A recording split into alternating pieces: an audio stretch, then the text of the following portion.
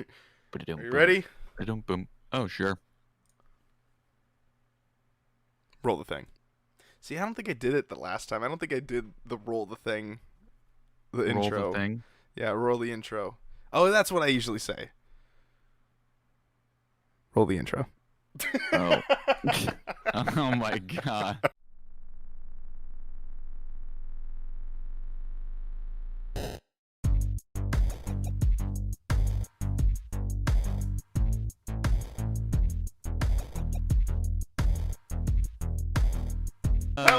Hello, everybody, and welcome to Bitcade. This is episode. Whatever. And as you can tell, this is the second one since we've been back, and we're still remote.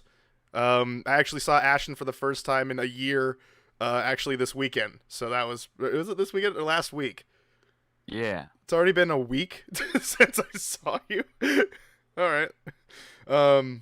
Anyway, yeah, Ashton, how's it going? How was your weekend? It was a long weekend for yourself, yeah? Yeah. We had quite the, snow thing happen. I wouldn't even call it a storm, to be honest. But yeah, we got like, what, 8 inches of snow? 8 to 10 inches of snow total. It's going away now. Yeah, I hurt my back because I'm an idiot. I went sledding, I bombed a hill on an inner tube, hit a jump. And I actually flew off of the tube midair, then landed on it as it hit the ground, bounced off of it, flipped over, did a backflop, and somehow bounced off of my back and then tumbled down the rest of the hill. So, yeah, it was a little That's sore a little for work. eventful. Yeah. Yeah, still went up a few more times after that, but Yeah. yeah. My this was my dog's first time seeing snow, so we got some videos of that of him. He's not very big because he's a Shih Tzu, so he literally just flops right into the snow if you drop him into it. The snow was above his head, and so he had to trudge through it a little bit when he went out. But he got to see it, so he was good. He was fine. I'm sure it was cold as shit though. So Oh, he didn't care, I bet. yeah, but he'd eat the snow a little bit, and I'm like, yeah, whatever, eat the water. Anyway, yeah, so snowy weekend for us here in Pacific Northwest, but let's get to the topics of the show, shall we? In this episode, we are going to be talking about PlayStation 5 on the Xbox. We're also talking about AO games, not the AOK, those games. We're talking about adults-only games. So hide the children, because we're going to talk about the pornography games. So those are their thing. And then we're going to be talking about what makes next-gen games next-gen games. Where's the cutoff point? We're going to talk about those two. Let's talk about the first topic. First topic is PS5 games are coming to the Xbox Series of consoles, the Xbox Series X and the Series S. Now, more specifically, the one that really kind of started this conversation was MLB The Show is now coming to the Xbox platform, which is the first time that the Xbox is getting a full-fledged baseball game that's like a simulation game. I mean, there's RBI baseball, but that's really not as big as this game coming over. So I guess the conversation starter is, are there games that you would like to see come over from the Xbox? And I mean, as Ashton, you and I, we have all the platforms here, so it's not really necessarily a thing that is too outrageous for us to really even care about, because it's not really something that we got to decide.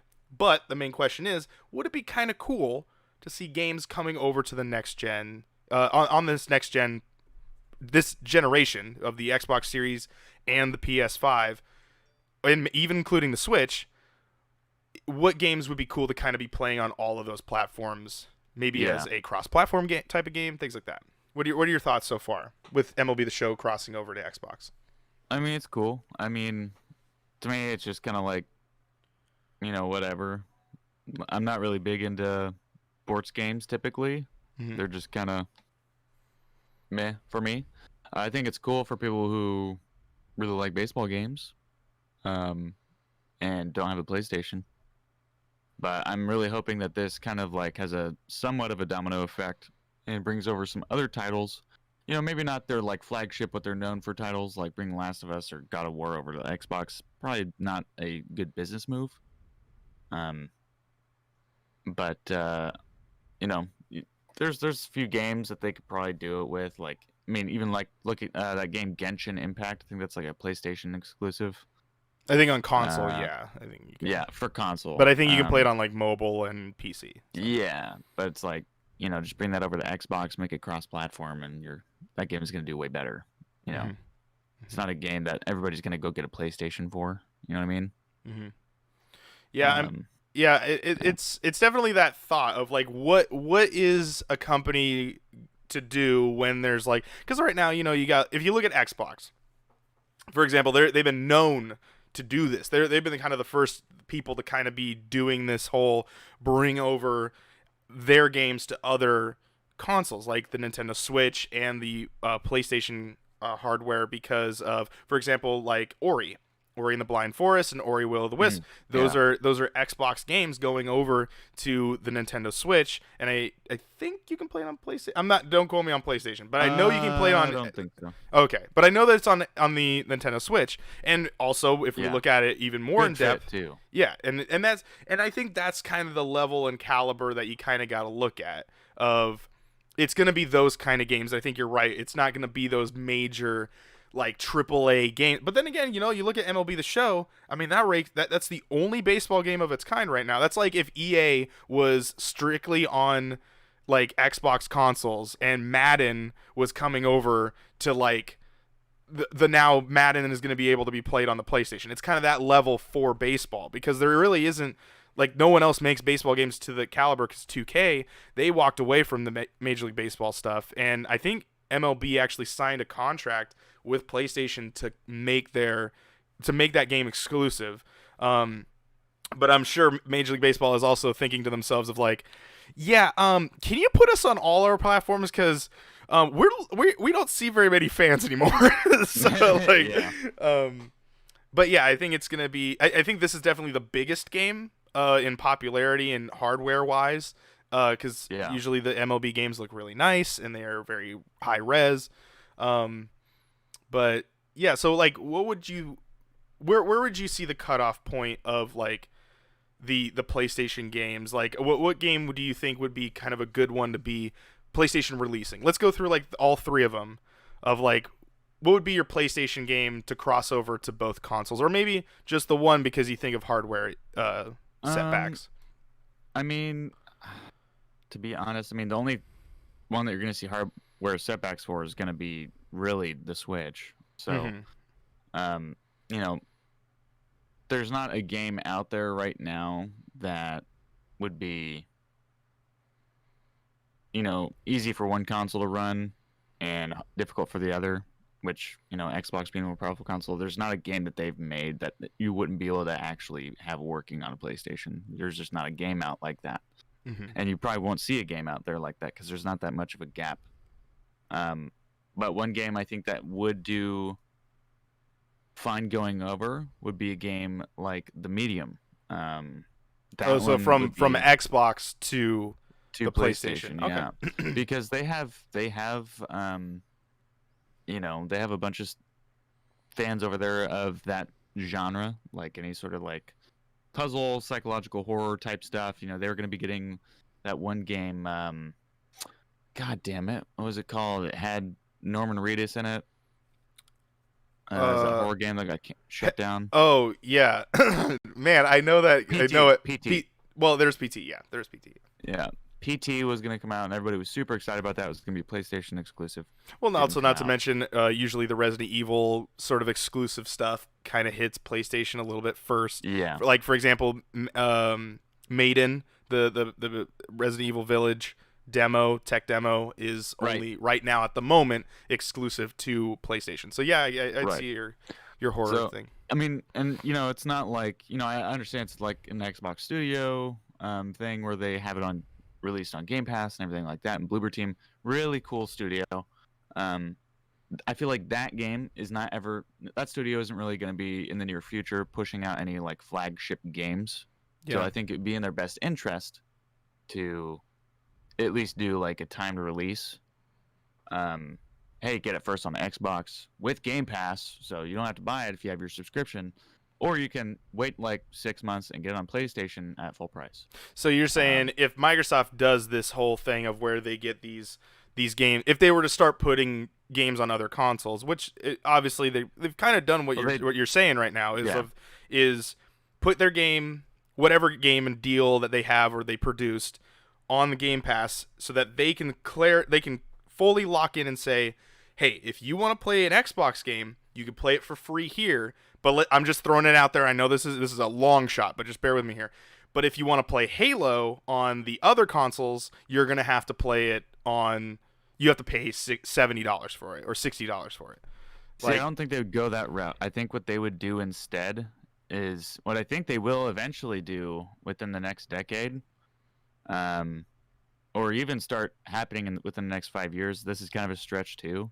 Is they're going to really start pushing that Xbox Play Anywhere and allow you to play on a PlayStation. Obviously not the same quality because you'll be streaming it, but you'll be able to stream Halo from your PlayStation. With xCloud is what you're talking about. With xCloud, okay. Right. Yeah, I mean, Phil Spencer kind of alluded to maybe possibly this like Chromecast type thing also coming soon. So that's not too far out of the question if they start doing that kind of stuff. Yeah, because you'd be able to plug that into your PlayStation. Yeah, or just your TV. Or just your TV too. And that way, like, they still get the subscription out of you because they don't make money from the console sales. They make money from the software and the subscriptions. So yeah, I would like to see if PlayStation keeps going this route. Because there's so many PlayStation titles that I think a lot of the Xbox like diehards are not going to switch over, but they still want to play those games. And I think a really good title, a really good series, would be Uncharted. I think Uncharted could get released like how the show is, and if they were to, because I mean, thing is like at the end of the day, MLB The Show has the PlayStation logo on the cover. It's like smack dab right on the. It's not like Minecraft where it just says Mojang and it's done. It's like, no, this one actually says PlayStation Studios, and then it also says it's not Santa Monica. I can't remember what studio makes MLB The Show, but it does say PlayStation Studios as the publisher on the cover of the game. So, and even on the Xbox version of the game, it does say that as well. So I think where Microsoft had to choose, or Xbox had to choose do we take this and let them brand it however they want it and just take the L and we still about to pay? I think that Microsoft at this point really had to choose of like, you know what? Let's just take the L. Let's pay them their 20% or whatever and call it for what it is. They get the sale, they get to move on. And PlayStation had to make that decision too of like, hey, we got to take the L on this because now they don't need to buy our hardware. They don't need to buy our $500 and $400 hardwares. They could just keep their Xbox and buy the cheap Xbox now in order to play that game. But at the end of the day, Sony still is making money. But I think that Uncharted, the reason why I said that specifically is because Uncharted could probably play on every console. Like it probably could play on the Switch because there was a game on the Vita called Uncharted Golden Abyss, and that was a Vita exclusive. Now, there are some things in that game that are specific to the Vita, but it would be kind of cool to start seeing, like, if they wanted to keep doing this route, to put Uncharted, and they were PS3 games, so obviously they're going to be able to run on, if the Switch can run LA Noire, we at least know that they can run a semi-decent open world game. And so with this, and Rockstar did take care of that, and they did put some love into that game, but that port. But I think it would be kind of cool to see those games being able to be at least on the Switch and be portable like that, where you can kind of play all of the Nathan Drake collection. Maybe not 4, but you can at least play 1 through 3 and have a good time with those. I would think that would be a cool PlayStation port if they wanted to do that. Yeah, that wouldn't be too bad. I mean, there's not like... Trying to think if there's going to be any other sort of like crossovers with Nintendo and Microsoft, because they're starting to do it a little bit more. You see it in Smash. Steve from Minecraft's in there. Everybody was hoping for Master Chief, but that's fine. I'd like to see these big companies do more collaborative projects, because eventually, it's going to be in their best interest to essentially make like a gigantic like universe, since they're like the big three pillars on the console side.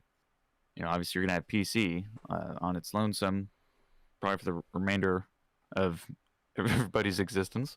But I think what would be really, really cool would be just one device everybody gets, and essentially Microsoft, Nintendo, and Sony end up becoming like these almost like a third party. So it'd be like a generalized, like decentralized, like piece of equipment, and everybody that makes games on it is going to be third party. Yeah, I mean that is the hope and dream, but it's I think there's so much money that's made in the hardware, and obviously it helps out Sony a lot when PlayStation's doing really really well when they're selling those consoles. Yeah, Like but the I think they were consoles are sold at a loss, though. yeah, but they're also paid with the subscriptions. So you get the Right. console in there, then you get the people paying $60 a year for it. So it comes into this idea of like if PlayStation is going to keep making the console, which I think they would be the last, honestly, unless Sony totally was going bankrupt. And they were at it. I mean, not they were, but they were suffering pretty bad at a point where it almost didn't look too great for Sony. But PlayStation kept the revenue coming in, so they were able to kind of get that back.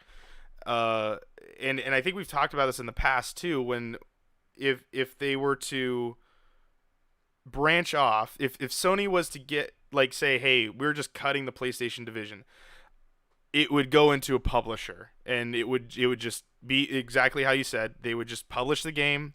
They already have PlayStation Studios as their like name for that now, which is where Santa Monica falls under, where Naughty Dog falls under, where Insomniac falls under. Like it's Microsoft Studios, but theirs is PlayStation. Right. Yeah. So, but yeah, and I think that eventually it would be like they'd just be a publisher, and then eventually they would just sell off assets as they kind of go, sell off a studio here and there, and then kind of move on. But and that's the thing with all three of the companies, and you're right, there are three pillars. It is Nintendo, PlayStation, and Xbox. You're either Team Red, Team Blue, or Team Green, and it kind of like throws into this perspective of are they ever going to die? Because it is weird how like Nintendo's survived a long ass time. They've been a part of Yeah. console war after console war. Now they've just survived so long that you really can't get rid of them unless they decide to start making games for other platforms. Yeah. That's the thing too, is like they have, they have the child market too. Yep, the family The gaming. family friendly, which is Yep. like super important in society right now. Just having family friendly content available, and making sure that they're not going to accidentally download something that they shouldn't. And any friends they make on like playing the Nintendo Switch, aren't going to be trying to talk them into getting some like crazy game. I mean, they have Doom on there now, ported over, but I mean that's like about as gory as it gets over there.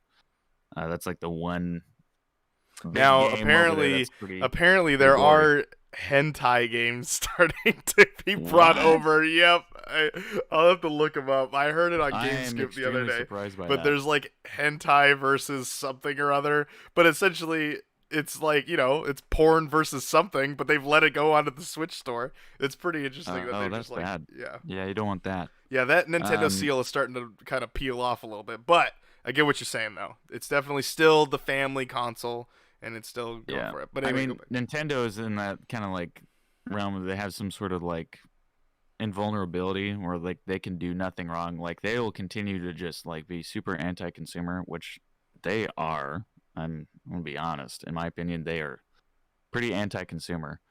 Um, their games will only drop in price when there is a holiday sale or some event going on. You could Breath of the Wild. I bet is still $60 right now. I would not be surprised if Well, it's still Pokemon full still price. is. Yeah. And they are so brand new to the whole internet thing because they want to decide for their players that online isn't fun, so we're not going to do it. And now they're in it, but it's just kind of like, you know, they do a lot of shady shit, and they make you buy it, like make you pay astronomical prices for any sort of like accessory or anything. They gouge you. They are the Apple of the gaming industry. Um, but you know they're good. They're good at what they do, so they get away with it.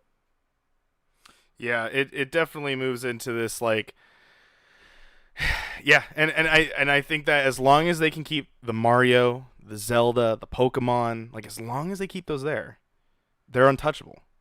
Like no Yep. one can touch them with that. And because there aren't any games like it. Like those games. I mean, True. sure, but everyone copies them. That's the thing. Yeah. You'd So have to make it very different. You'd have to change up the formula a little bit. Like I don't know. I think it'd be really interesting to see like either Sony or Microsoft take a stab at making a Pokemon-esque game. You know, because Pokemon's competitors back in the day were like Digimon and like Yu-Gi-Oh. Like that's pretty much it. And I mean, their Digimon's died completely. Where Yu-Gi-Oh, I mean, I'm sure in like the card trading area is still fine. I'm sure. I don't know. I'm not really in that whole thing, but like as far as games go, it's just Pokemon. yeah, I mean, yeah, That's it. Like and not to mention it's like Pokemon has like now 25 years, celebrating 25 years of Pokemon. So it's like, um, you know, it's now got to this point of um I don't think anyone's ever gonna topple them down, and they've got so much built on that. And I think I it mean, can be what done. was that? Though. What was that I think it one? can be done. You really do. What's that one game I that do. came out on PlayStation? It's like they copied them a little bit. It has, but the thing is like, it comes back You to that can't thing. copy, It comes, though. yeah, You can't do a exactly. It reskin. can't copy, but it's like, where does that line go? Where it's just not? Why doesn't Nintendo just port over Pokemon? Like, why doesn't the Pokemon Company decide, hey, we're going to make our console release, our console debut, and we're going to play it on the Xbox? You can officially play Pokemon on the Xbox. Well, I don't think because those they companies are prepared for that hardware, honestly. yeah. So here's the thing. Because once you start getting, here's my theory. Once you start getting that into the hands of people who don't do anything Nintendo, like they don't care about the Switch, they don't care about those little kid games, but as soon as it shows up where you can buy it on your Xbox, they're like, maybe I'll check it out. Maybe I'll check it out. And then there'll be another like resurgence, you know, for like main, you know, like the PlayStation and Xbox players, they start playing a bunch of Pokemon and they end up liking it, but they're like, yeah, but I mean, it's still, I feel like kind of weird playing it because, you know, it's like for kids, is how everybody feels about Pokemon. And like, I wish there was like something like this, but More adult.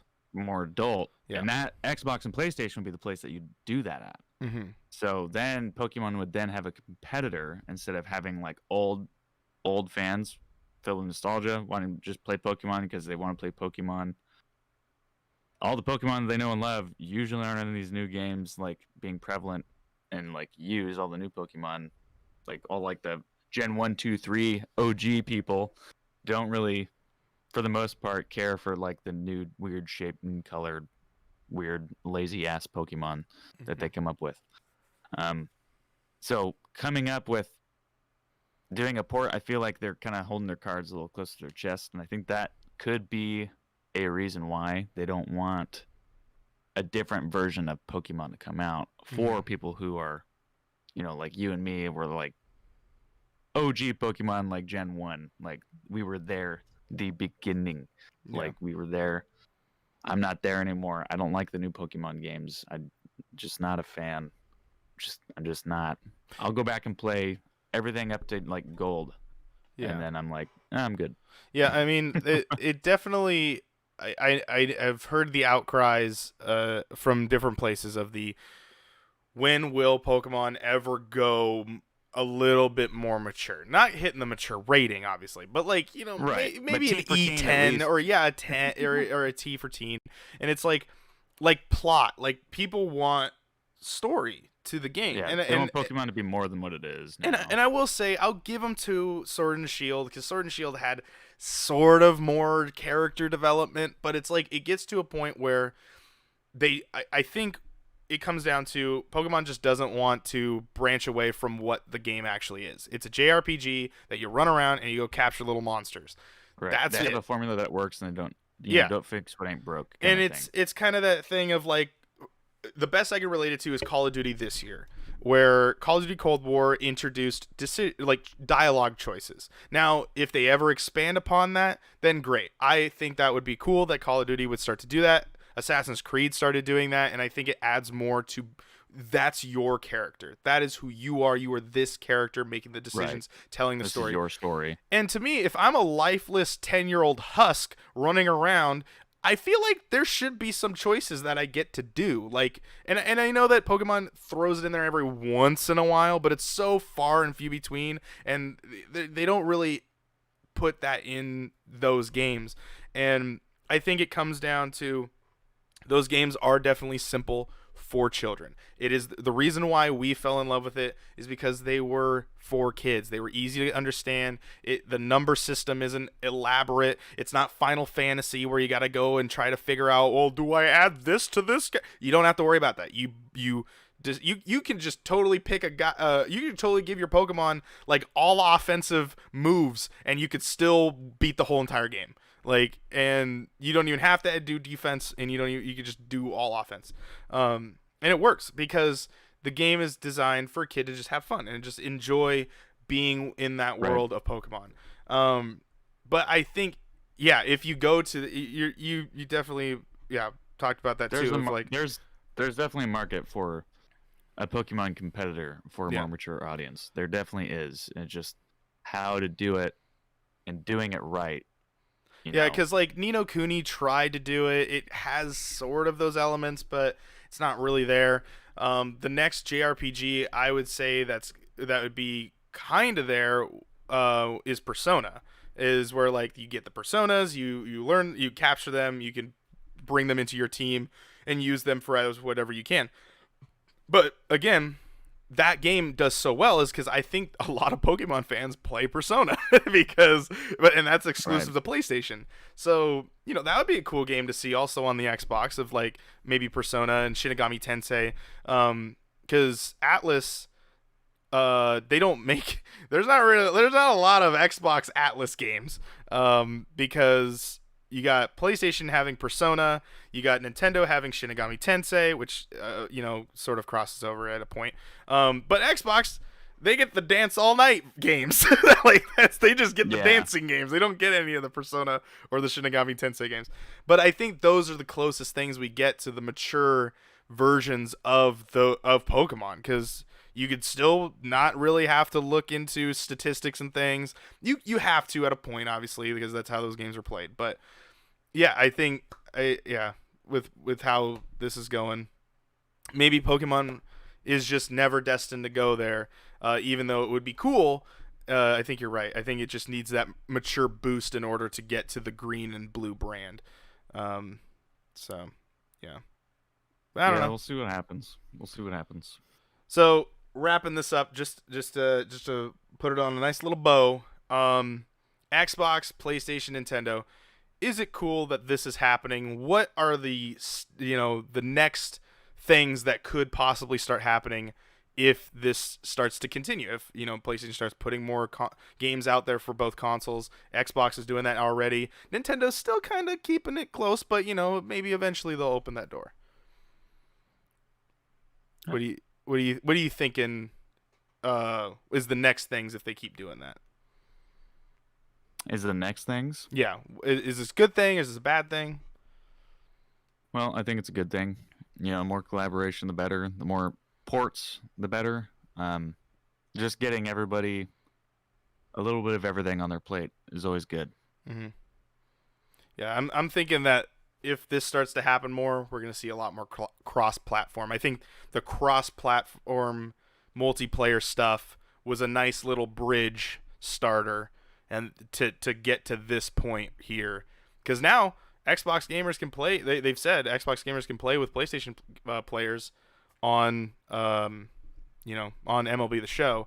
So yeah, maybe that unification of all consoles might be sooner than later, and it's just.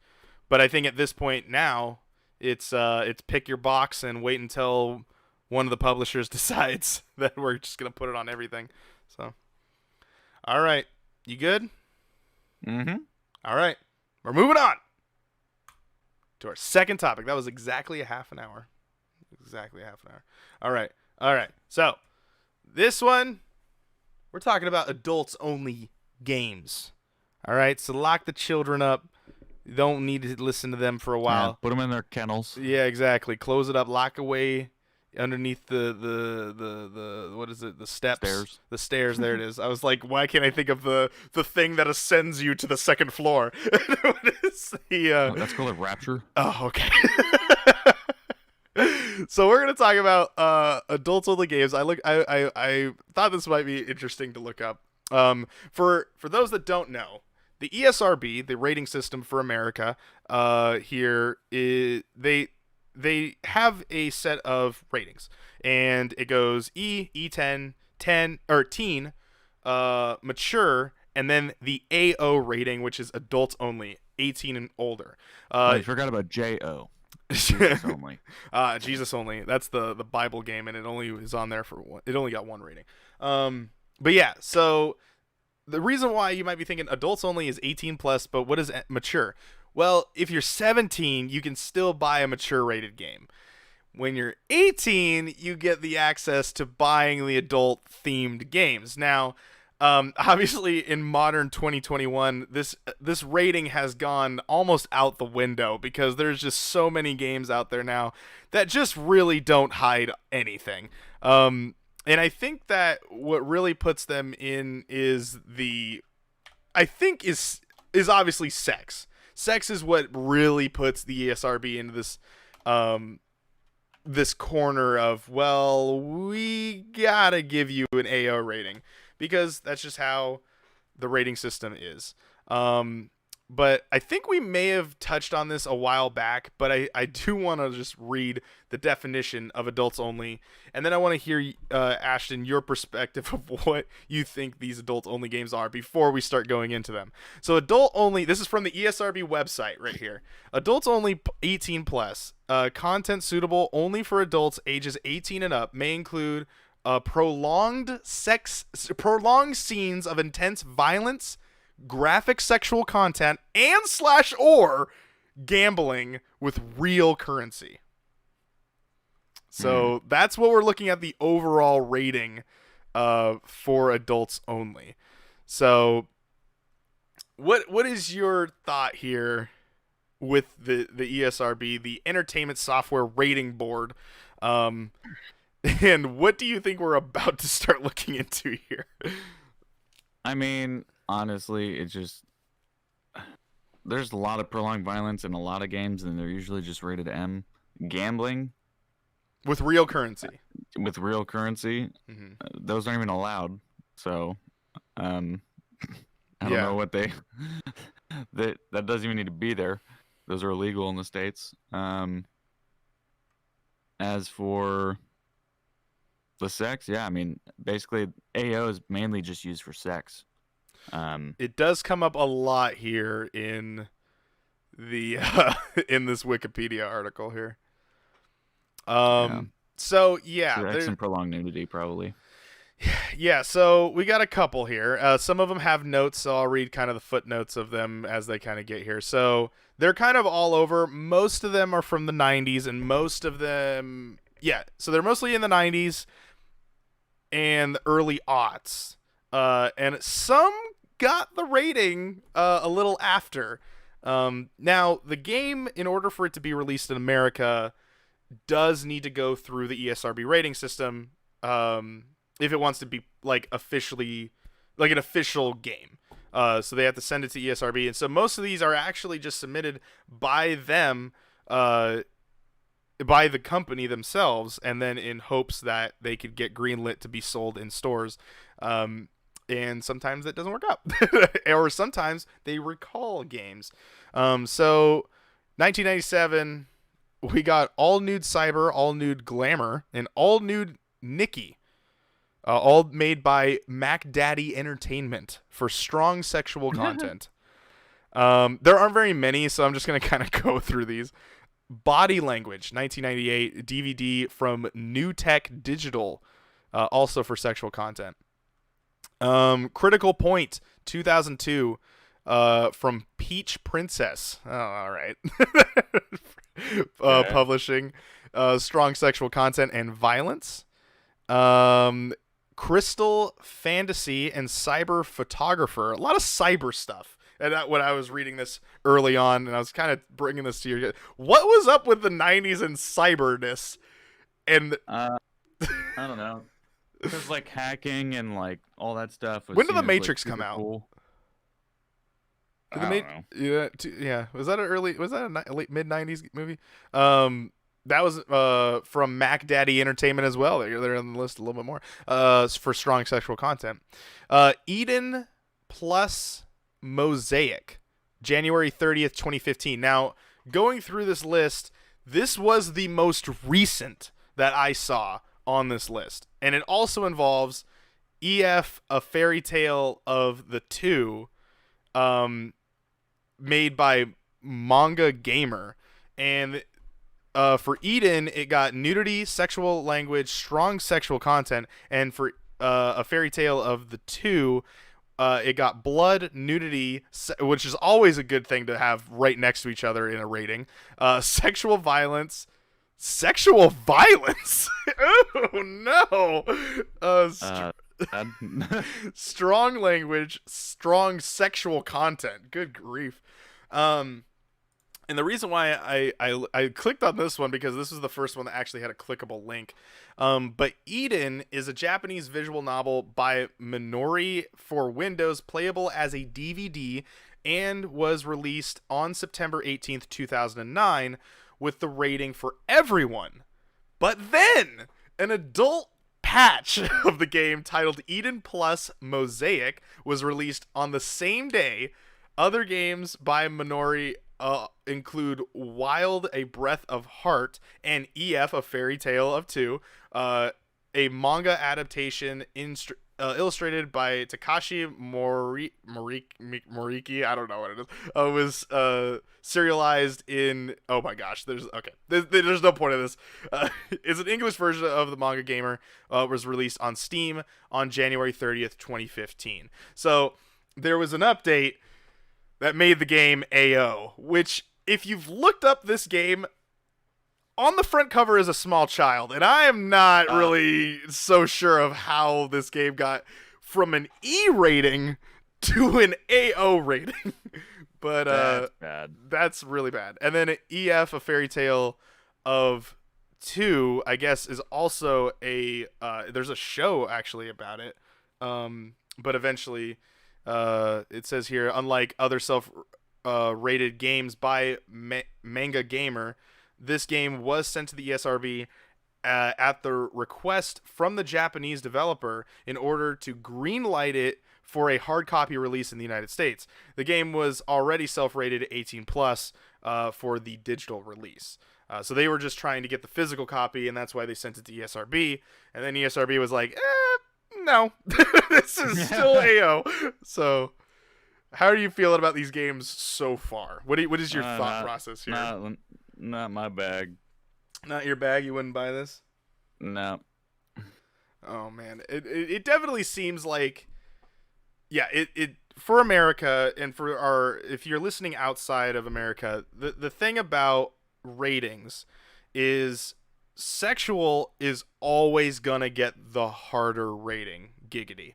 And the because violence in America isn't really looked at as that bad. Like, that's why the Avengers will just kick the living snot out of somebody, but you'll never see them actually like make out with somebody. Like, you'll see them kiss, that's about it. And you'll get the PG-13 rating. And it really comes down to, pun intended, when it has to do with sexual content, and that in America is what we consider as a more mature thing. Language, you can say fuck in a movie, but you can't say "fuck you" in a movie. You can say like a situation, but you can't say it to someone. So, and you can get a PG-13 rating or an R rating, or you get one. You also only get one of those. So, very interesting. I'll skip down to one that we all kind of know. Grand Theft Auto San Andreas also has an AO rating. You might be wondering, well, I can play it online with that. So here's how it worked. On October 26th, 2004, Grand Theft Auto San Andreas was released by Rockstar Games, Take-Two Interactive, with the rating with blood and gore, intense violence, nudity, strong language, strong sexual content, and use of drugs. Originally rated M, San Andreas was temporarily re-rated an AO following the discovery of an incomplete quote-unquote hot coffee minigame that could be enabled with a mod of or cheating device, which featured characters engaging in sexual intercourse. Its rating was changed back to an M after Rockstar patched the game to remove the offending content entirely. The only released AO rated game ever was Grand Theft Auto San Andreas. So if you have an original PS2 copy, I guess you can still get the hot coffee thing. And that's why in GTA 4, if you decide to go up into the apartment and go and have sex with your girlfriend, you do get the hot coffee achievement. So that's a little bit of a callback to that. So very interesting that they were able to, they brought it back. They decided, no, you know what? All right, if you delete it, then we'll give you the release again. And so it's kind of interesting that GTA got the AO for a little bit. AO, huh? There's just a whole bunch here. Manhunt, which also is a Rockstar game, but this is Manhunt 2 uncut version / PC version only. Released on November 6th, 2009. From Rockstar Games, Take-Two Interactive, for blood, gore, intense violence, strong language, strong sexual content, and use of drugs. Manhunt 2 was originally given an AO rating, but was edited by Rockstar to meet the M rating so it could be released on consoles. In 2009, an uncut version was released on PC. Both cuts were also refused classification in the United Kingdom, but Rockstar successfully applied for an 18 rating on the M-rated edit. So there you go. Rockstar taking 2 AOs in their line of existing. There's obviously some obvious ones. There's Playboy the Mansion, which was nudity and strong sexual content made by Groove Media, which I don't even know who the hell that is. It was an expansion pack for Playboy the Mansion, which I didn't even know Playboy... Oh, it's called Playboy the Mansion Private Party. Why there's an expansion pack for Playboy the Mansion, which of what I'm seeing here is a... Oh, it is a PC game. So there's an Xbox, a PC, and a PS2 game. On Metacritic, not bad ratings. On the Xbox, it got a higher rating, a 61 out of 100. PC and PS2 following up with a 59 out of 100. IGN gave it a 6.9. EGM gave it a 4.67. That's a little bit more of what I'm thinking that it's probably at. GameSpot a 6.3. A lot of sixes. That's like an okay. How do you feel so far though about these games? Like a lot of it's sexual, but how do you feel about these games so far? I mean,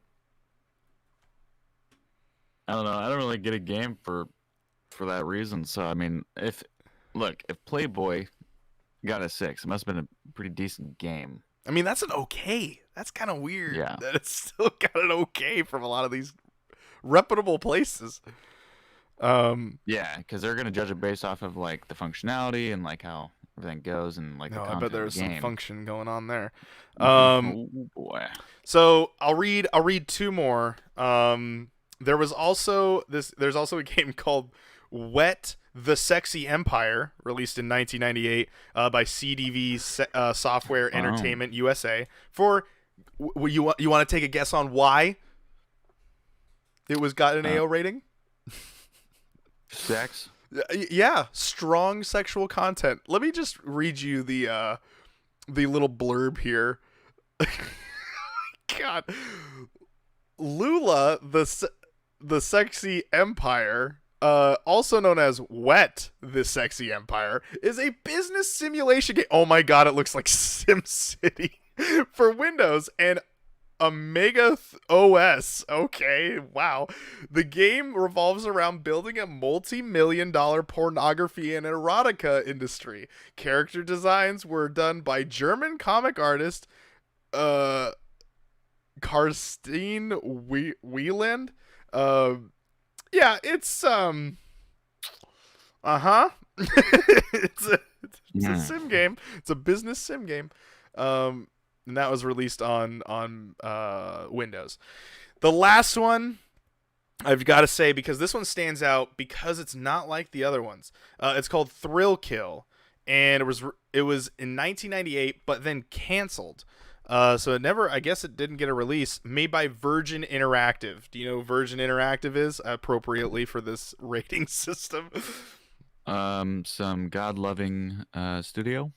You'd think it's the Richard Branson, Virgin Mobile, Virgin, like the in that company. Virgin is what it is, which is kind of funny Oh, that Virgin Interactive Entertainment, which is it's weird how they have a gaming studio, which I guess has been shut down because Virgin has been sold off and doesn't exist anymore. sure. But this was got the rating because of animated blood and gore and animated violence, and that's it. Huh. So, notice anything missing from that? Sex. Yeah, no sex. Because here's something interesting. Shelved by Electronic Arts after buying Virgin Interactive due to internal objections to the subject matter. It is the first AO rated game to receive the rating due to violence rather than sexual content. Hmm. So sometimes they do give it to you. Oh my god. Okay, I gotta read this one because this involves Guerrilla Games. I actually just saw it because it was highlighted. Guerrilla Games, known for they're a Sony company, but they are known for Killzone and Horizon Zero Dawn, so they're involved in this somehow. But this game's called Seduce Me, released in 2015, or I guess I don't know. There's no date for it, but it just says 2015. Made by No Reply Games for strong sexual content, nudity, strong language, and use of drugs. Developed by a studio led by former Guerrilla Games. Oh, employees. Oh, okay. So they worked for Guerrilla Games and then made this game.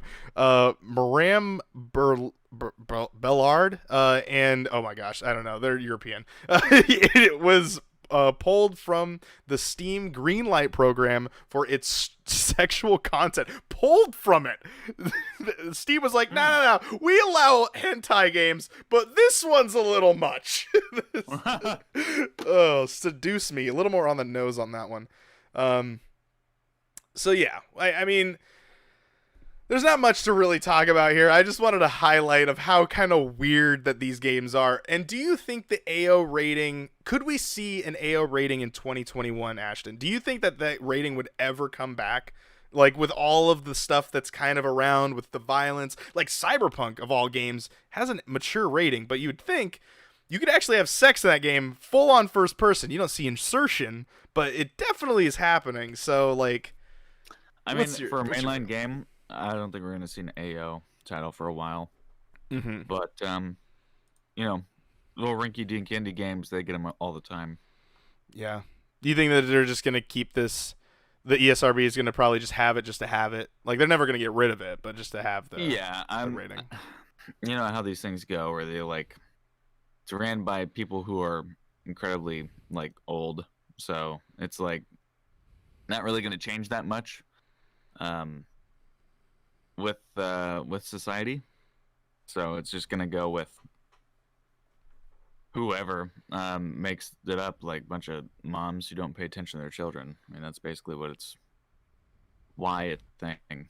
So Mm-hmm. Yeah, I mean it's just it's gonna exist. Yeah, you know you're right. There's the it's I gotta know, like, where's that line though? Where do they decide that this is not like where's the graphic sexual content? Obviously insertion, right? Like that has to be. Insertion's an automatic, Yeah, yeah. I think that would be the line because Grand Theft Auto and Cyberpunk, two games that include sex in those games. You don't see anything, like you don't see anything going into anything, but it's definitely obviously happening. You're picking up a hooker and you're gonna go and do what you need to do. And obviously we know where T and E10, because E10 got added like actually in our generation of playing video games, so that's kind of the newest of the rating systems. Um, and like the PG of video games, which E10 usually is slapped on a lot of games like the Lego games and stuff like that. But yeah, that's it. That's adults only. That's the adults only thing, and I wanted to kind of highlight that of just like here's kind of something that's interesting that you can learn. So hopefully that topic wasn't too long, and hopefully it wasn't as boring of me reading those weird games as I hope it wasn't. Anyway, anything else you want to talk about adults only games? Nope. Okay. Are you sure? Yeah, is there nothing else? No. All no. right. We're moving on to our third and final topic. Ashton, this is your topic. What makes a next gen game a next gen game? What do you want to talk about? Well, I don't know. I think it's like I think that's kind of up in the air with a lot of people right now. Is like what makes a next gen game a next gen game. And it's a lot of it's gonna be based off of like personal opinion. Technically the first next gen exclusive game is a medium, right? Or was the Spider-Man Miles Morales PS5 only? Spider-Man was on PS4. He could play it on PS4. So I guess Miles Morales was? yeah. Okay. So I mean the medium, and we could talk about that very shortly, why it was only a next gen title game. Because it was for power requirements, and that's literally because the game has two instances running simultaneously at all times, or most of the time. Whenever you have that split happen, it is literally the game is running twice, but differently. Yeah, It's I mean not it's as the simple as same. like a filter mirror effect. They are actually rendering. Well, two I mean, games. in a game that has a mirror, in order for a mirror to work, you do actually have to render two characters in at the same time. The game Yeah. has to do that. So yeah, now you're right. Yeah, it's like now the game is doing that the whole time. So which is pretty Yeah. crazy. So it's it's not when you play it, you don't think of it as like, oh yeah, this is next gen. But what you see what they're doing under the hood, like behind the curtains, that is only able to be done with next gen stuff. So it does have ray trace reflections in it, which are really good. It's direct X ray tracing as well on the Series X. It's good ray tracing on the Series X. But there are parts where obviously, it has its launch bugs and stuff and performance issues. It doesn't run a solid 60, 100% of the time from when I played it, when I streamed it. But that can be fixed because it's supposed to. That's their target, and that's what they're going to hit with some patches. But people play that and they don't think of it as an next-gen experience. But really what that is kind of like a testament for people who are in the developer scene. Like, holy shit, wow, you were able to do that? Your tiny studio was able to do that? That's fucking crazy. Okay, we can actually do some crazy shit with this thing. But out of this next gen console, what are we actually expecting to happen? Like, just everything looking like Red Dead Redemption 2?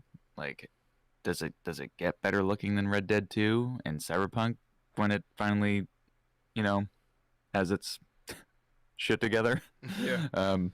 Because on the Series X and PC, the game looks great for Cyberpunk. That's a next gen game. That is a next gen game once it's all fixed. That will be a 100% next gen game. But what are like the clear indicators? That's going to differ from person to person because everybody, you're not seeing a huge jump in terms of like 4K and 1080. It's not like the biggest jump in the world. I mean, you're going to notice it, but it's whatever. Frames are super important. That's new for consoles. Getting up to 60 frames as a standard. No, see, That's pretty new. I don't think we're going 60. I think we're skipping that. We're going. I think the standard for next gen game, like in my eyes, if I was to look at a menu and go like, these are the games that I'm gonna decide as like, these are the games that I think are next gen, is you have to go 4K, HDR minimum, Yeah. um, and you got to go 120. See, I I think think that'll happen for first party games, but I don't think it'll happen for third. I don't think it won't happen for third until the consoles are available for everyone. Because we're just running into that idea of these consoles. Because I was just talking with Nate about this, my roommate, of like, there's no need, and people ask you and me both. I'm assuming you get the question as well. Which console should I get? That's the other thing too. We got to dissect that question too. Is like, what Yeah. console should I get? And honestly, I don't think you need any of them. You don't need any of these consoles right now because all the games are coming to 1 and 4 still. So it's like, Yeah. you don't need, if you You don't need especially, it for the next year. yeah, and So you especially can if you wait have another year. an Xbox One X, if you have a One X, no, you're done. You're You're fine. you're Yeah. fine. You're set for a You don't pretty need good to. amount of time. Yeah, you're set for a couple of years if you have the One X. Because I mean, you're not gonna be able to do 4K 60 on it because No. it's checkerboarded 4K if you do 60. Um, it's not native when you're running the high frame rate, but you can do 1080 60 no problem for most games that have it enhanced, have that patch out. So as far as PS4 Pro, I don't know how significant that was. I didn't have PS4 at all. The Um, PS4 does do the 4K in a how well way. does it run the 60 frames though? Spider-Man runs great. If you have a nice TV and you run that on a pretty Didn't good you also play like display. Battlefront on there? Star Wars Battlefront? I did, and that look, the textures and that game looks great in HDR. If you play that in a 4K HDR monitor or TV, the game looks really really good. So if you have PS4 Pro or Xbox One X, the consensus is like you can wait a couple years. Oh yeah, I think you're good for another Yeah. year, honestly. And because the thing is first off, the consoles aren't available.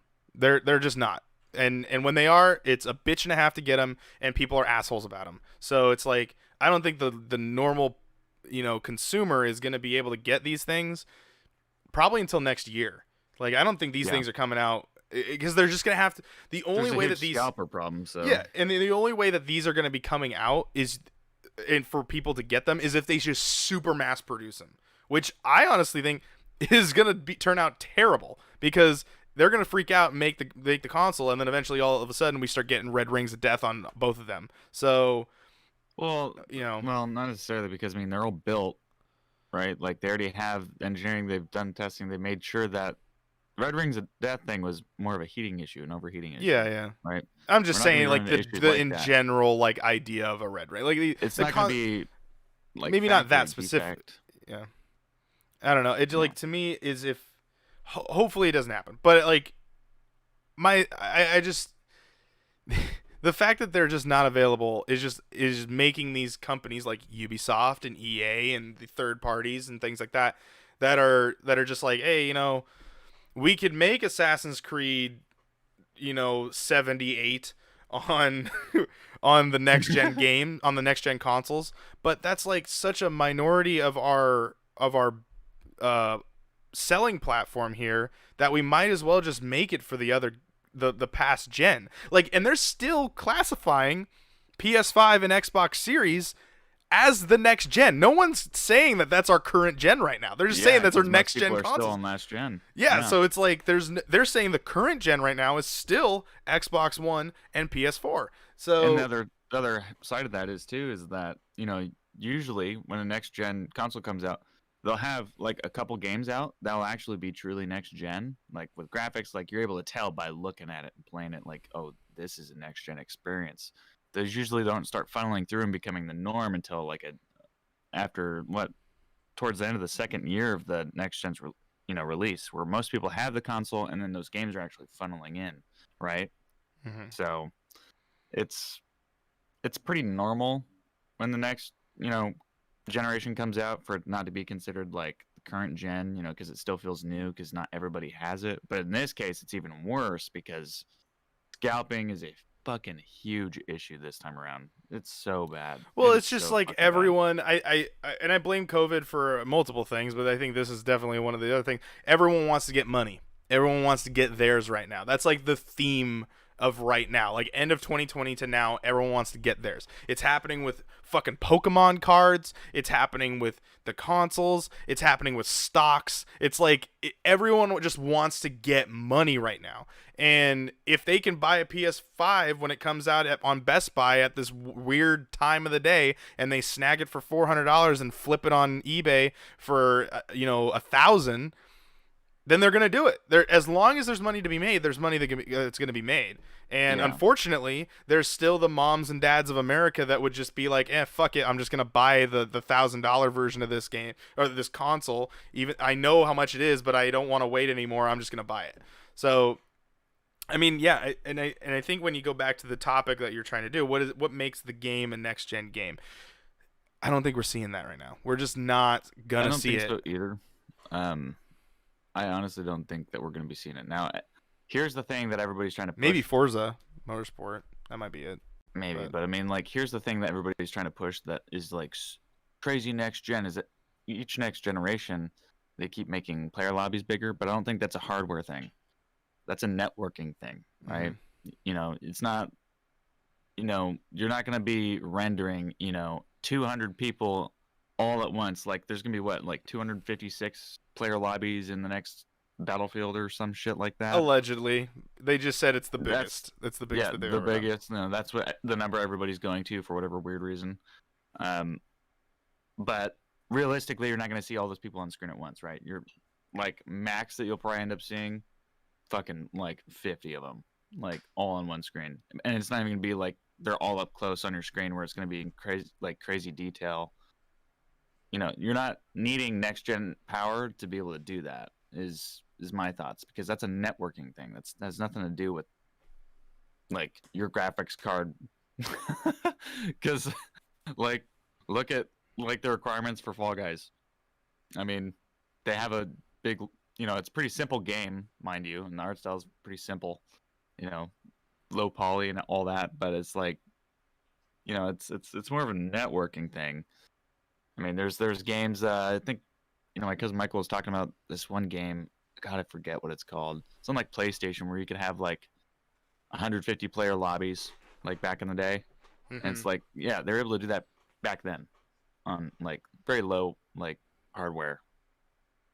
Low grade stuff. And it could be also with PS3, PS4 textures days. and things like that as well. Yeah, but it's like, but yeah. It's optimization at the end of the day, sure, for like your graphics, but most of that's going to be on the networking side. Just having that many connections. That load going into that one server there. That's what everybody's like using as a standard too going forward, which I don't quite understand. But again, I don't make games, so I don't truly know. But I feel like that's just kind of like a reach. But I'm thinking like we're gonna be seeing. I want to see the most smooth gameplay. I want to see 120 frames per second. I want to see 4K HDR. I want to see all that shit happening all the time, and I want these really rich worlds and not overused textures that the map actually looks the exact same everywhere you go. I want there to be some sort of like, because oftentimes, I mean, you're gonna be looking at these textures and they look good, but there's gonna be parts of it where it's like very flat. You know what I mean? Like it looks literally like it was painted on. Yeah. And not PBR textures, which allows light to bounce off of like the cracks and stuff like that, so it looks more realistic. It's not a paint-on texture; it is like a live texture. Like, you can actually water would be able to fall into like the crack of the texture on the rock and like spill out a certain way, because that's what it does. Like bricks and shit, would have PBR textures, little the mortar, where it's little divots where the mortar is like holding the bricks together. Like light would bounce off of that differently, because it has a different depth. It's not all one painted on texture. We need more PBR textures in games. Um, I Less mean painted on stuff. what was it, the Unreal Engine trailer that I think PlayStation played at their um I can't remember what they showed it at. I think it was that their like E3 thing. Their like E3 Yeah. sort of thing that they did last year. That wasn't E3, Hmm. but it was still E3. Um, and they showed the Unreal Engine, the Epic engine that they did, and it was pretty good. Like I guess that's a game that they're gonna be making with it. Um, Right. but I mean that yeah, I would say that that would be pretty next gen if they're able to do something like that graphically. I mean that's always Yeah. what we look for, right? Is when a next gen comes out, is like where's the graphics? How good are the graphics gonna be? And it's like, well, some of these games don't even need that. Like, I've been playing Valheim, and that game is not the prettiest game sometimes because that's the art style of it. It's just they're polygonic looking people. That's just Right, but how it that's a is. PC. That's a PC game, That is a though. PC game, but that would also that also holds them back a little bit more of like, why didn't you make it so grand? Well, there's only like a couple people making it. Or when you got Phasmophobia, and it's like that game has some funny bugs every once in a while. It runs 99% of the time, but there's some funny like glitch of a person that clips through Right. like a wall or something like that. Um, and Yeah, it's not always needed for success, though. Yeah, it's not needed I for see what you're success. getting So at. it's like, okay, so then do we wipe away that graphics are mandatory to put into next gen? And then, Well, here's the thing, though. Here's the thing. With You got to look at PC and console culture differently because they are two different beasts. Because yeah, they'll share some of the same games, but PC players aren't, typically compared to console players are all about new shiny because next yes. generation. There's always hype about And next that's usually the generation. common dweller as well. Like those are the Yeah. people they're gonna buy the box. They don't want to. They're like, I'd rather just buy my $500 Xbox and call it a day. And it's like, all right, well, you Yep. All could I need if is you want to Call of make it Duty, look. and I'm good to go. Yeah, if you want to play Call of Duty and Madden, and that's all I need. But Yeah. yeah, I don't know. I mean, and that's the thing is like those games are just going to constantly keep getting better because they're essentially the same game upgraded for the next gen or the next Yeah. game and the next game and the next game Yeah. and the next game. Exactly. Which isn't bad. That's just how those games are made. So a lot of people will kind of fall off of them and then continue on about a year and a half later because Call of Duty has now fallen into this cycle of things. But the yeah, I mean, I think that it really comes down to frame rate. I think that's something that console players have not been able to get access to. So if your game is running 120 frames a second, I mean, hell, some monitors don't even do that still. So it's kind of the thing. But Yeah. still, that's you need something that really shocks somebody and goes, holy shit. Like Yeah. this is fucking crazy. Like when I played Forza Horizon 4 on the Xbox One. Or no. I played it on the Series X. Or sorry, One No, the X. One X. One X. Yeah. The One X, the Xbox One X. And I played that and I hit the dunes for the first time on my 4K TV. That was, oh my god. Like that's crazy. It looks gorgeous. And then I played Gears 5 and I was like, "Oh my god, this game looks on the One X." And I was like, "This is the reason why I bought the Scorpio. This is the Right. reason why it looks fucking great." And you wouldn't get that on like a fatty Xbox. You don't get that on that. And then I have not yet seen that on this gen. And what I've been No. told from Nate is that apparently the third parties are still just making one game. They're copy pasting of here's a PS5, here's the Xbox, those are the versions. So Yeah. in actuality, on paper, as we've talked about numerous times before, the Xbox Series X is more powerful than the PS5. But you're not going to know that yet because they're still just making the same game they're going with the PS5 specs so that it runs on the PS5. So yeah, they need to. So console developers, they need to start doing what PC developers do and just make it to where there's different settings, and just make it way simpler. You can make one. You can literally make one version of the game, and just have it to where they can tweak their settings to fit their build. Like that would be the easiest way to do that, but they don't want to do it that way for whatever reason that may be. They don't want to do that. Um, I don't know the reason why, because it seems like it'd be pretty straightforward. Like, hey, you pick your resolution. Um, it'll autofill based off of what your current TV setting is and what your console is able to handle. It'll pull that data from what your console is saying that it is running on currently. Yeah, I'm plugged into a 4K display. You'll see that in your Xbox settings and your PlayStation settings, what this type of display you're hooked up to. And hey, I can turn 4K on, can turn HDR on, um, can turn on all that stuff. It can pull that information from your console. They would literally just have to do that, and it's like also the same thing too. Is like on PC. Like when I'm hooked up to my just my laptop, it'll auto fill to like 1080 60, and then when I go to my monitor, it'll be like, oh, you have 120 hertz on that, so we'll just put you at 120 hertz. Like it can be done. It's just for whatever reason they want to make like 7 different versions of a game and make it way more difficult Well, I mean, because and of that's optimization. but that's the thing is like it really comes down to what's holding back video games right now is the past gen is Xbox One and PS4. Like until we Yeah. get rid of those, until Microsoft goes stop making these games and just make it for our new consoles. Make it for the Series X, make it for the Series S. Just make it for those consoles. Kill the Xbox One. Until that happens, they will not the third party is going to keep making those games and it's going to restrict them. That's part of the reason why Cyberpunk probably slightly failed amongst other things, but we're going to talk about this Yeah. specific thing here. Is because they were trying to make it for those consoles and they don't fucking work. That is not how you play that fucking game. Do not play that. If you don't have a PS4, I don't even know what pros look like, but I know what a PS4 like fatty version, the original PS4s, and then it just sounds like a jet engine and it doesn't run. It looks like a fucking potato. And then the Xbox One, God forbid you play it on an original Xbox One that doesn't even play at 1080p because that's like 980 by whatever the fuck. Yeah, those don't play. That game was not. It just can't do it. It just can't run on those consoles. And until until both companies, Sony and Microsoft, I honestly think they're just holding off and telling them, yeah, just keep making for the past gen, and then the third party's going, yep, we're gonna keep doing that too because we want to make fucking money.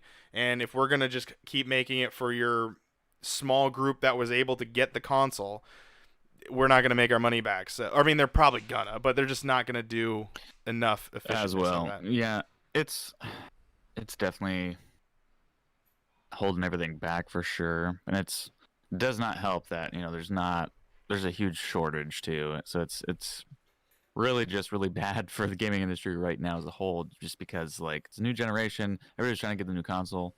There's shortages already, partially due to COVID, um, and then you also have this scalping bullshit. Opportunistic people just ruining it for everybody else. So it's like it's very low percentage of people actually have these next generation consoles and probably aren't going to have them in the foreseeable future because of all these bot accounts that just keep autofilling all this stuff and getting all of the fucking consoles as soon as they go live. Like it is insane. So I don't know. It's definitely one of those things where there's not a whole lot to do about it other than just like figure out the whole like situation when it comes to how they're going to be coding for these games. Like, do they keep making multiple versions of the game, optimizing it specifically for each console? Which, if they are stretched for time or just don't feel like doing it, they'll just copy paste everything and it'll work on your console or it won't, and we'll fix it later. They could do that, or they could start moving in the direction where, like, PC only developers, they will just have it to where it's just you're going to be able to pick the options based off of your build, like what's going to be able to handle, and it'll tell you exactly what it does. Like, hey, do you want like your VSync G-Sync on? Like, this is what this does. Little description. Like, get that more in the console industry. Make it way easier for everybody to put out these games at their best, and you just water down the settings yourself to make sure that it runs good for you. Like Yeah, I that's think all it's it takes. yeah. I mean, as much as that is easy for us to say as PC people as well. I mean, we have decent. I think it comes down to both PlayStation and Xbox making it so that it's like we want the game to run on everything the same. So if it either runs great or it runs shit. Like that's what they're like. And I'm not saying that's the right path. I'm just saying that's kind of what they're kind of attacking here is it's either going to do really well or it's going to not do very well. Um and yeah, I mean, just to max out, and what puts it in even sort of a split table here is Xbox has two consoles, as well as PlayStation does, but with Xbox specifically, one of them isn't as great as the other one is, but it does have the enhancements. And the games, as we've clearly seen, have they know what console you're playing on. They know that you're playing on an S, so they're not going to run it at the X standards. Well, So I don't here know. It's weird. I think it would be really easy, if they were to do it like that route with the PC, like how they do it on PC, where it'll just autofill for what your system already has on it. They could just have it set to where you'll have different options available. Like you'll have a Series X option, Series S option. It'll tell you, hey, this is yours for that, or you can make a custom one and you can do it yourself. However, and not that there would be much of a point to that, because I mean your build is pretty set in stone. Yeah. But just being able to see, Yeah. it'll set you up for those settings. Like they'll just have different texture settings and stuff like Yeah, that. and I mean built in for each there are console. games that are implementing that a little bit, where now there's the performance option or the high resolution option or the frame rate option. So like they're giving you the option. Like that's about as much as those console settings are letting you do. Is like, do you want high frame rate or do you want high textures? Like, do you want 4K or do you want high frame rate? And honestly, I think it's going to come down to to answer your question for me specifically, just kind of wrap things up here, and I'll let you kind of finish out for your topic. But what makes a next gen game is when I don't have to make that decision, when it just is gonna run, when I don't have to make the decision of do I choose frame rate or resolution, which one do I? If I can it just runs the best as it possibly can be at 4K 120, then I think that's what it is. I mean, these consoles both say that they can run 8K. We just don't have that yet. So it's like you have it for Ori. Is it run 8K seriously? Yeah, it does. That's crazy. So anyway, but it's like, until that's far down the road, and I don't even think that that's next gen. I think that's next gen, but I mean, it's obviously going to be an upgrade. It's not necessarily because these consoles have clearly stated that they are going to be here for a while. So, but yeah, I think that for me, what makes next gen gaming, or a next gen game is when I can just play at the best quality I possibly can, and I don't have to make the decision and the sacrifice of, oh well, I guess I'm gonna go high frame rate, and I guess I'm gonna play at 1080p. Yeah. When I can play at 4K 120, that's when I say we have finally hit a next gen game. Yeah, I'll agree with that. That's good. It's a good baseline. Like this is where it needs to be, and it needs to be eye candy. If we're talking next gen, we're talking graphics, we're talking performance. You don't want to have to fiddle with the settings. You just want it to go and look amazing all the time, no hiccups. You give it that grace period in the launch, and then after that, it should be doing perfect. It should be wowing you. Environment should be alive. I want to see shit that my eyes don't deserve to see. Yeah. Yeah. No, and that's I want those wow moments. The like, oh my gosh, this game looks crazy cool. By the way, have you seen Sea of Thieves at Yeah. 4K? Yeah. 60? Yep. Oh my god, the water. Yeah. No, I want to play Sea of Thieves on stream at some point, but I know you PC Master Race people are like, oh, whatever, been doing that for years. Like, let us have this. Yeah, it definitely looks really, really good. 4K 60 it looks looks great. Insane. Yeah, like the water in that game, man, it is insane. Mm-hmm. So, the other thing too is we need availability for smaller TVs and monitors with HDMI 2.1. Yeah, but that's not So necessarily towards these guys. That's more towards the Samsung and the Sony and like yeah, but I mean, it's Alienware and all it's them. hard to get as a console, just because the price is so high. Yeah. Um, they're very difficult to get. And there's maybe like 3 of them. Yeah, and then they're really expensive too. Yeah. Yeah. Okay. Well, is there anything? Those your final words there?